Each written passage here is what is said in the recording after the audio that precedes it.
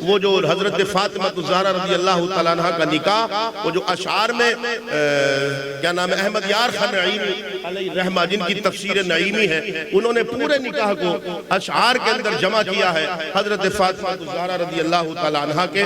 وہ اشعار سن لیں کہ گوش دل سے مومنوں سن لو ذرا، ہے یہ قصہ فاطمہ کے عقد کا۔ 15 سالہ نبی کی لاڈلی اور تھی 22 سال عمر علی، عقد کا پیغام حیدر نے دیا، مصطفیٰ نے مرحبا اہلاً کہا۔ پیر کا دن 17 ماہ رجب، دوسرا سن ہجرت شاہ عرب، اور پھر مدینے میں ہوا اعلان عام کہ ظہر کے وقت آئے سارے خاص و عام۔ اس خبر سے شور برپا ہو گیا، پوچھو بازار میں غلسہ مچا کہ آج ہے مولا کی دختر کا نکاح، آج ہے بن ماں کی بچی کا نکاح۔ خیریت سے جب وقت آیا ظہر کا، تو مسجد نبوی میں مجمع ہو گیا۔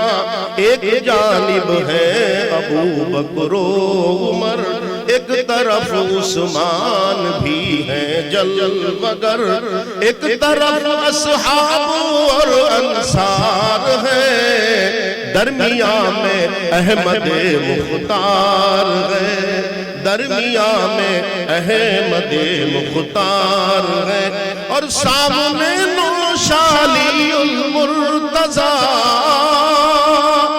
کے سامنے نوشالی المرتضی، حیدر کرار شاہ لافتہ۔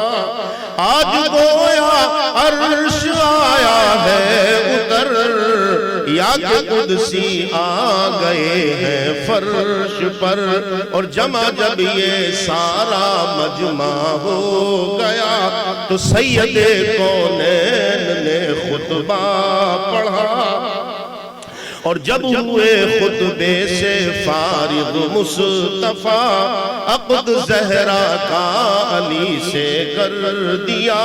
400 مثقال چاندی مہر تھا، وزن جس کا 150 تولہ ہوا، بعد میں خرمے لوٹائے لا کلام، ماں سوا اس کے نہ تھا کوئی طعام، ان کے حق میں پھر دعائے خیر کی، اور ہر ایک نے مبارکباد دی۔ گھر سے رخصت جس گھڑی زہرا ہوئی، تو والدہ کی یاد میں رونے لگی، والدہ کی یاد میں رونے لگی۔ دی تسلی احمد مختار نے، اور فرمایا شہ ابرار نے، فاطمہ ہر طرح سے بالا ہو تم، میں کہ اور سسرال میں آلہ ہو تم، باپ تمہارے ہیں امام الانبیاء، اور شوہر اولیاء کے پیشوا، اور شوہر اولیاء کے پیشوا۔